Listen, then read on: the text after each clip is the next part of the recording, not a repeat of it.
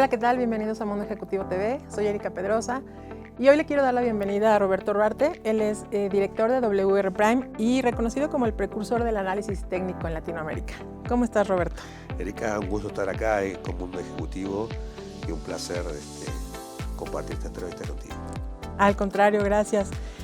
Roberto, tú tienes amplia experiencia analizando mercados, estudiando, ¿no? Las bolsas.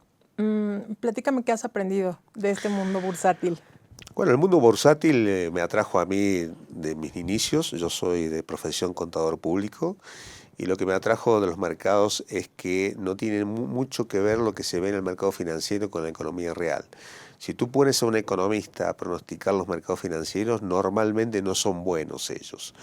El mercado financiero anticipa y está manejado por la psicología humana, que varía de la codicia a la depresión, ¿me entendés?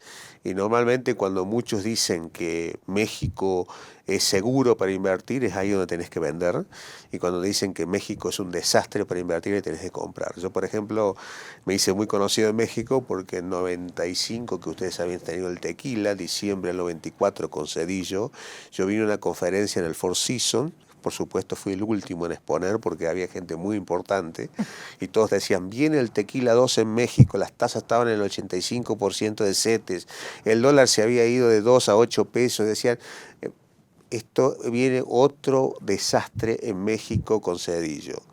Yo fui el único que dije, hay que comprar todo México, está regaladísimo México, a 89% de tasa hay que comprar bonos, los bonos van a volver al 9% de CETES que estuvieron con Salinas, hay que vender dólares y comprar bolsa mexicana que se había caído a $300. Y el tiempo me dio la razón, ¿no? Más hay que comprar cuando hay sangre corriendo, ¿no? Y hay que vender cuando parece ser que todo está maravilloso, ¿no? Espectacular y todos te dicen compra. Pero lo que pasa es que es una regla muy simple, Erika. Es decir, vos tenés que comprar cuando todos te están vendiendo. Y tenés que vender cuando todos están comprando. Porque si no, ¿quién pone el precio? Es decir, suponete que vos querés comprar esa revista, ¿no? Y esa revista la venden 10 personas y yo soy el único que la compro. Yo pongo el precio, porque yo soy el único que la quiero comprar. Ahora al revés, todos están queriendo comprar esta revista, yo soy el único que la tengo. ¿Quién pone el precio? De nuevo yo, pero ahí soy vendedor. Normalmente hay que entender esa lógica en los mercados, ¿no? Mencionabas la palabra pronóstico. Sí. ¿Qué factores tomas en cuenta para hacer un pronóstico? Primero, yo creo que los mercados son cíclicos y ciclotímicos. Cíclicos significa que tienen momentos buenos y momentos malos. En los momentos buenos, normalmente las noticias son espectaculares y en momentos malos son muy malas y los mercados están deprimidos. Primero miro los ciclos y después también la ciclotimia. La ciclotimia hace que en los momentos buenos los gobernantes, la economía esté rozagante y en los momentos malos esté muy pero muy malo en ese sentido. Y eso se refleja en los precios porque el mercado financiero es el primero y más rápido que está reflejando la psicología social. Con la psicología muy negativa se producen grandes oportunidades de compra y con psicología muy positiva se producen grandes oportunidades de venta y de eso hay pero muchos ejemplos para dar. En el caso de México, recién te dije, en México en marzo del 95 hizo su piso histórico cuando Cedillo había devaluado en diciembre del 94. Después tuvimos el caso más reciente con el nearshoring en el 2023, 2020, todos hablando, conferencias que venían de gente del Banco Mundial, 1.500 personas hablando que es gran negocio estar en México, 16.50 el dólar, vamos a 15, a 14, a 15.50, hoy estamos arriba de 20, ¿no? Y en definitiva había que comprar dólares, no vender, como decía la gente, no, pero México con nearshoring. Cuando hay muchas buenas noticias, hay muchos que están comprando en ese sentido, vos ahí podés elegir a quién se lo vendés. Y pasa al revés, ¿no? También, ¿no? Una cosa que no le gusta a los mercados es la incertidumbre, ¿no? Porque ahí es cuando empieza a haber muchas variaciones. Los mercados son incertidumbre siempre. O sea, en general el futuro es incertidumbre. O sea, nadie tiene la bola de cristal en ese sentido. Y yo creo que los mercados lo que tienen es que la incertidumbre es parte propia de los mercados y la dinámica de los mercados es, porque participan muchos especuladores en el mercado, hace que se genere volatilidad. Obviamente, con mayor incertidumbre hay mayor volatilidad porque la gente no sabe. Por ejemplo, recientemente están sorprendiendo la fortaleza de los números de la economía de Estados Unidos. Habíamos empezado un ciclo de baja de tasas a partir de la Fed, hizo algunas bajadas de tasas porque venía con una política restrictiva por el tema de la inflación. Pasó una expansiva y de pronto ahora parece ser de que vinieron los números de empleo, fueron mucho más fuertes de lo esperado, la tasa de desempleo bajó al 4.1, la economía americana generó 252.000 puestos de trabajo, la gente esperaba mucho menos, y dicen, "Guau, hola, ojo que no va a seguir bajando la tasa". ¿Por qué? Porque tienen el miedo a la inflación. La inflación normalmente, cuando la economía está muy fuerte, normalmente los precios tienden a ir para arriba.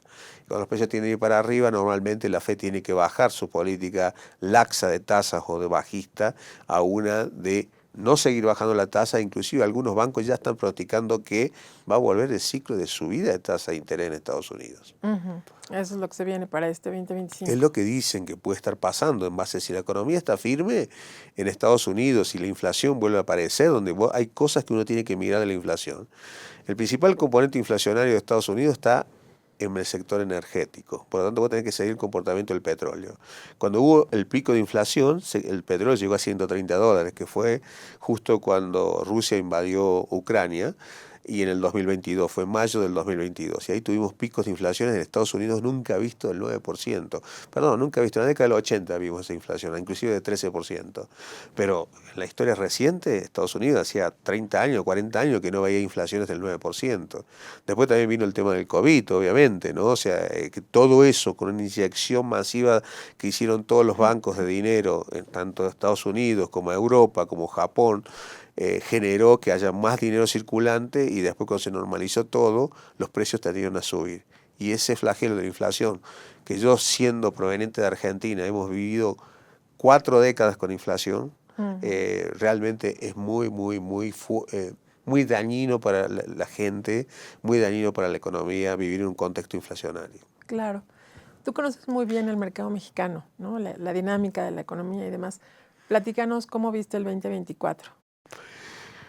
Bueno, yo vi el 2024, yo si hago un balance del sexenio de AMLO, yo te diría que México ha tenido la virtud de tener un Banco Central Mexicano, Bancico, que realmente ha sido muy heterodoxo y creo que eso le da mucha confianza, ¿no?, en ese sentido. Normalmente los mercados no les gusta tanto los gobiernos populistas, ¿no? Porque en general los gobiernos populistas generan incertidumbre en el inversor, las reglas de juego del inversor y todo eso. Pero yo te diría un balance de sesiones de AMLO, lo positivo, te voy a decir lo positivo y lo negativo. Lo positivo que yo creo que fue el primer presidente, bueno, tuvo que sufrir el COVID, ¿no? O sea, fue algo que nadie lo esperaba, algunos lo manejaron mejor que otros países. En el caso de México fue puertas abiertas, obviamente hubo mucha gente que perdió la vida, en todo el mundo perdió la vida porque fue una pandemia, pero yo creo que dentro de todo México fue uno de los países que manejó bien ese tema desde el punto de vista económico. La recuperación fue, digamos, lenta, de hecho que el sexenio de AMLO fue uno de los que menos se creció, pero hay que tener en cuenta que el COVID generó un decrecimiento mundial, una recesión que fue terrible. O sea, se cayeron los PBI de todo el mundo, inclusive de Estados Unidos, a niveles de 5, 8, 9, 10, algunos 15%, fue espectacular, y por lo tanto su balance de cuánto subió el PBI fue del 1% en promedio. Pero fíjate vos que la inflación estuvo en el orden normal del 30%, que es sexenal, y lo que fue el mérito, es el primer presidente de la historia mexicana que entregó el dólar más bajo de lo que recibió. Cuando subió AMLO, el dólar valía 20.30. Cuando se fue AMLO, lo dejó en 19.65. Y eso él se jactaba, en sus mañaneras famosas hablaba del superpeso. Y algo tiene razón él en el sentido de que esté tan firme el peso significa que está entrando dólares. Había había como dos señales contradictorias. Por el pronto, había muchos inversores que se iban de México por el populismo y por esas políticas, pero por el nearshoring, por el tema de que obviamente era la forma de los asiáticos de entrar y aprovechar el libre comercio con Estados Unidos, se empezaron a situar acá y hubo masivas inversiones en el nearshoring. Y al final, el 2023-2024, México tenía unos grandes números de consumo, grandes números de comercio internacional. México pasó a ser el primer exportador a nivel mundial de Estados Unidos, ¿no? Que antes lo tenía eso China o Canadá, que se iban alternando en ese sentido, ¿no? Entonces hay buenas y malas dentro de la política. Y fue un gobierno que, a pesar de sufrir el COVID, hubo estabilidad. Eso es lo más importante, ¿no? Y las crisis fueron heredadas. Es decir, la crisis del COVID fue algo que pasó en el mundo y no fue culpa de AMLO. Fue una culpa de que él, bueno, hubo una pandemia que comenzó en China, se propagó y, bueno, afectó a muchísima gente, ¿no? Claro. Entonces, ese esquema fue así. Bueno, ahora México religió ese modelo con Morena, está Claudia Sheinbaum en ese sentido, y yo siento que este sexenio va a ser distinto. Yo no lo dramatizaría tanto, porque México es un país que ha tenido la cultura, yo creo que después de Salinas, que realmente creo que cambió la cultura Salinas, de Gortari, en donde el dólar no pasa a ser un bien pero tan dramático. Por ejemplo, en Argentina, cuando sube el dólar se caen los gobiernos. O sea, en Argentina sube fuerte el dólar, el ministro de Economía seguro que sale inyectado por los aires. Entonces, acá no lo miran tanto. Por ejemplo, el sexenio de Enrique Peña Nieto. El dólar amaneció en 12, se fue a 20 con Trump. Sin embargo, en el sexenio de Peña Nieto la inflación fue de 28%, creció la economía al 2.2% promedio. No hay que dramatizar. Yo creo que el sexenio que se viene no vamos a tener el superpeso. Yo creo que el superpeso ya se terminó. Y más que si Trump pone aranceles a México en ese sentido. La única forma inteligente de combatir contra aranceles es dejar que flote la moneda. Si nos ponen 20-25% de aranceles, que bueno, que el dólar se vaya a 30. ¿Cuál es el drama? Uno dice la inflación. Revisen Peña Nieto. Peña Nieto se fue de 12 a 20. O sea que el dólar subió 60%. Y la inflación no se fue del 28-30%, que normalmente la inflación promedio de cada sexenio que hemos tenido en México, ¿no? Claro. Oye, ahora que mencionas eso, estamos en un momento histórico, creo, porque están confluyendo como muchos eventos, ¿no? Lo que mencionas de Trump. Trump está a punto de asumir la presidencia nuevamente. Tiene a sus espaldas una investigación por actos criminales. Está el tema de los aranceles. Ayer la presidenta presentaba su Plan México, ¿no? Que, vaya, se vislumbra bastante ambicioso, ¿no? ¿Qué tendencia ves para este 2025 en ese escenario? Yo creo que Estados Unidos siempre va a necesitar de México. O sea, México hace las cosas que yo siempre digo que los americanos a veces no quieren hacer, ¿no?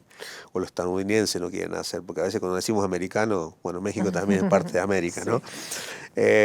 Yo creo que siempre va a existir eso, ¿no? La mano de obra mexicana es más barata que la mano de obra de Estados Unidos, eso siempre va a ocurrir así. Por lo tanto, maquilar en México siempre va a ser negocio. Entonces, yo creo que Trump amenaza el 2026. El problema yo miraría más para el 2026, ¿no? El 2026 se tiene que renegociar el NAFTA. Y veo que está bastante duro. Vos viste que Trudeau tuvo que renunciar ahora en Canadá, ya no tiene apoyo en ese sentido. O sea, está habiendo muchos movimientos políticos en todo el mundo, ¿no? El mundo está raro, ¿no? Asia con la guerra que tenemos, en Rusia, Asia con Taiwán, Corea, Israel, Medio Oriente. O sea, hay muchos conflictos. Hay que ver que Trump es un tipo que yo te diría... si algo puedo definir de Trump es que impredecible. O sea, el humor... Sin embargo, creo que ahora no lo ves más preparado. Yo lo veo más preparado obviamente. Yo creo que él viene dispuesto a que en su primer mandato, recordad que él también le tocó el COVID, ¿no? O sea, no fue fácil lidiar con el COVID en todo el mundo, ¿no? Todos dicen, no, esto fue una pandemia, la gente se moría, había que tomar decisiones, no había vacunas y todas esas cosas. Yo creo que ahora sí viene a un segundo mandato. Curiosamente, yo creo que en este segundo mandato, el primero no fue tan malo para México. Mucha gente, yo te juro, cuando lo eligieron a Trump, mucha gente llorando. Yo recuerdo en Torreón, con un importante empresario que fabricaba radiadores para tractores, me decían, Roberto, Trump va a tirar abajo el Tratado de Libre Comercio. Y le digo, pero Estados Unidos no es el mundo, vas a poder exportar a Europa, Argentina, Sudamérica, que usan tus tractores. No, dice, bueno, que te olvidas que los tractores, los radiadores que me compra Estados Unidos es igual casi al 80% de lo que compra todo el mundo. ¿Me entendés? Entonces Estados Unidos es un país muy consumista, es un país donde México le provee con su maquila muchísimos productos en ese sentido y va a seguir ocurriendo así. Por lo tanto, si el dólar va para arriba, no se dramatice la gente si vamos a 25, 28, 30 pesos. Ya pasó con Peña Nieto y lo va a hacer competitivo. Y México lo va a llenar de productos mexicanos y va a ser muy competitivo México en ese sentido. Por lo tanto, yo creo que México tiene una fortaleza estructural única. Es un país que está muy bien situado. ¿Por qué? Tenés al norte el país mayor consumista del mundo, que es Estados Unidos. Tenés salida por los dos mares, que si querés ir a Europa, te vas con tus barcos para Europa para exportar o importar. Querés ir a China, te vas por el Pacífico. O sea, tenés algo que no tiene ningún país. Es una ubicación estratégica en ese sentido. Y estratégica con un país de arriba de 300 millones que tiene un consumo espectacular en ese sentido. Y va a seguir pasando así, ¿no? Estados Unidos consume mucho, ya sabemos cómo son los americanos, y eso va a generar que México lo va a traccionar para bien en ese sentido, ¿no? Claro. Hablando de inversiones, ¿en qué invertir este año? ¿Qué sí, qué no? Bueno, yo creo que el mercado mexicano, la parte de inversiones, yo creo que está complicada. Pero digamos, depende en qué mires vos tu moneda. Yo, por ejemplo, yo tengo el defecto de ser argentino. El argentino mira todo en dólares. Yo te pregunto, a vos seguramente vos mirás tu cartera, tu portafolio, tus ahorros, tus inversiones en pesos mexicanos. Porque yo vivo en México. Yo, por ejemplo, fue muy curioso porque todo el sexenio de Enrique Peña Nieto, que yo estuve acá en México, porque yo soy residente mexicano, yo les decía a los mexicanos, compren dólares porque el dólar le va a ganar a... Me decían, tranquilo, dice, si la bolsa, la inflación en México está en el orden del 3,5, 4%, ¿sí? Y la bolsa rinde 7%. Por lo tanto, ¿qué me importa que el dólar suba un 10, un 15? Si yo en definitiva vivo en México. Por lo tanto, si mi bolsa rinde más que la inflación, yo estoy ganando en términos reales. Puede volver a pasar eso. Obviamente, si vos pensás en dólares, te estás descapitalizando, ¿no? Porque la persona que en el 2012 al 2017 no pensó en dólares y luego haces un balance de lo que tenías en dólares en el 2012 y lo que tenías en el 2017, tenés menos dólares. Claro. Pero tenés más peso mexicano y quizás ajustado por tasa de interés por inflación también. Entonces yo creo que va a volver a pasar eso. Yo creo que hay que dolarizar los portafolios. Yo creo que hay que utilizar mucho el SIC porque ahí vamos a tener buenas oportunidades. Yo creo que los commodities pueden ser muy buena alternativa. Cuando digo commodities son materias primas.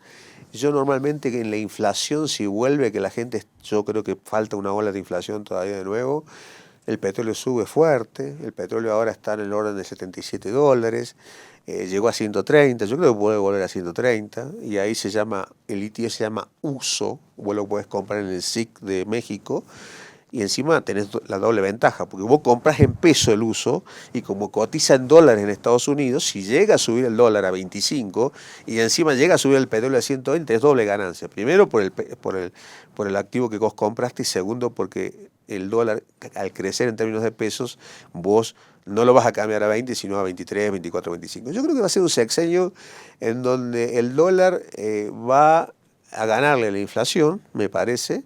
El dólar le va a ganar a la inversión de bolsa en pesos y por lo tanto hay que mirar mucho el SIC en ese sentido, ¿no? Okay. Con respecto a las tasas de interés, yo creo que México va a seguir lo que hace Estados Unidos, lo ha venido siguiendo, pero yo creo que el negocio que antes la gente miraba del carry trade, que el carry trade, te lo explico, es la diferencial de tasas. O sea, siempre México tuvo una tasa que estuvo entre 600 y 700 puntos base arriba de la de Estados Unidos, ¿no entendés? Siempre ha seguido esa política Bancico, pero 6% al año de diferencia, el dólar se fue de 16 a 20, lo perdiste, o sea, perdiste el carry 2 o 3 años. El carry sirve cuando el dólar está estable, pero si el dólar se empieza a depreciar al 10% anual, no hay carry que funcione. Vos vas a perder dinero en términos de dólares, ¿me entendés? Entonces yo tendría un portafolio más dolarizado, miraría mucho el SIC, miraría los commodities, miraría el Bitcoin. Yo creo que el Bitcoin todavía tiene mucho potencial. Hay ETF ahora que se llama el LIBIT, que realmente es el más barato. Antes teníamos el Vito, y el IBIT es el que tiene BlackRock, ha sido un éxito total. El Ethereum también está sacado también ¿cómo se llama? Su ETF. La gente joven invierte mucho en criptomonedas, ¿no? Y me da la sensación que hay que mirar un poquito más con la inteligencia artificial. La gente joven nos está indicando el camino. Y en Argentina indicó el camino la gente joven. El cambio cultural que hizo Argentina con la elección de un presidente de derecha fue por la gente joven. La gente joven lo votó. La gente joven quería un cambio. Argentina venía de 40 años de populismo y dijeron basta. Sí. Bueno, ya nos fuimos a temas de política. Oye, sí. Bueno, también la gente puede leer tus colaboraciones en la página de Mundo Ejecutivo. Sí, estoy muy contento de estar con ustedes haciendo colaboraciones. He escrito en muchos periódicos a nivel mundial, a nivel de Estados Unidos y en Argentina, en Perú, en Colombia, en México también. Y creo que ahora tenemos una mancuerna muy linda con el Mundo Ejecutivo y toda la semana estamos publicando el día lunes lo que estamos viendo en los mercados. Ahora publicamos, se viene Trump, estamos muy cerca de la asunción del gobierno de Donald Trump. Vamos a ver qué pasa, qué tanto de lo que dijo lo va a hacer desde el primer día, que dijo al primer día que yo voy a hacer esto, lo otro. Vamos a ver qué hace. El concierto mundial no está bastante complicado, como vos bien dijiste, Medio Oriente. ¿Qué va a hacer con Medio Oriente? ¿Qué va a hacer con Medio Oriente? Ya dijo, toda la gente que está de rehén tiene que ser liberado, porque ya está diciendo. A México le dijo, no, que si no, el tema migratorio es muy importante, porque si no, tunda. Después dijo el tema de que los narcos van a ser considerados terroristas en ese sentido. Le voy a poner aranceles a Canadá y a México en ese sentido, a China también. ¿Qué va a hacer? Claro. ¿Qué va a hacer con Rusia? Porque Putin siempre se llevó bien con él. O sea, ¿qué va a hacer con lo de Ucrania? ¿Qué va a hacer con Zelensky? Porque obviamente Biden estaba alineado con Zelensky. O sea, hay muchas cosas que tenemos que ver qué decide este señor, qué tanto de lo que dijo lo va a hacer. Pero Estados Unidos necesita de México. Y yo creo que sería inteligente. La presidenta la escuché el otro día decir, no, porque yo veo que va a haber una estabilidad del dólar. El mexicano tiene una gran ventaja. El dólar, la gente no mira tanto el dólar como en otros países. Entonces, si el dólar es la barrera de ajuste para que vos sigas siendo competitivo con Estados Unidos, bienvenido, un dólar de 25, 28. Ustedes miran, los importadores se van a volver locos, pero tuvieron 5 o 6 años con AMLO donde realmente hicieron mucho dinero. Los del carry trade tuvieron 6, 7 años que hicieron mucho dinero. Déjenlo ahora a los exportadores, que en realidad son los que producen, son los que dan trabajo a la gente, los que van a maquilar, y realmente creo que esa parte va a funcionar bastante bien en el mercado mexicano. Claro. Oye, lo único que sí podemos esperar de Trump es que mueva los mercados con sus declaraciones. Totalmente, seguramente va a mover los mercados, y no te olvides que el que más mueve los mercados es el que es el dueño de Twitter. Es lo más publica un Twitter, está, sí, y él nomás está en el gobierno, más que está en el gobierno junto con Trump, ¿no? Claro, ya es su aliado. Su aliado, exactamente, sí, sí. Perfecto, Roberto. Pues un placer tenerte aquí en Mundo Ejecutivo. Un placer para mí estar con ustedes, estar colaborando, y vamos por muchas cosas juntos en este 2025. Gracias, espectadores, gracias. Gracias. Muchas gracias. Soy Erika Pedrosa y nos vemos la próxima.